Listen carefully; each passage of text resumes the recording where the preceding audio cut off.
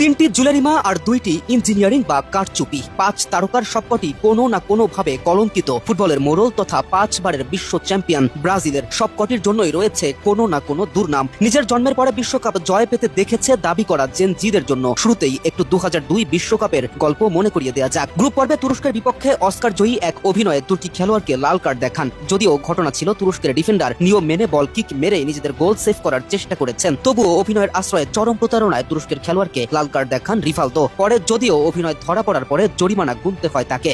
থেমে নেই সেখানেই। নকআউট পর্বে জ্যামাইকান রেফারি পিটার প্রেন্ডারগাস্ট বেলজিয়ামের একটি বৈধ গোল বাতিল করেন। হেড থেকে করা অসাধারণ গোলে লিড নিয়েছিল দলটি, কিন্তু বৈধ গোল বাতিলের পরে মনোবল হারায় দলটি। শেষ পর্যন্ত জয় পায় সেলেসাওরা। জয় নয় বরং জোর বলা চলে। তুরস্কের বিপক্ষে একই আসরে ডি বক্সের বাইরে ফাউল থেকেও ব্রাজিলকে পেনাল্টি দেয়া হয়, আর এভাবেই সেলেসাওদের সেবারের বিশ্ব জয়।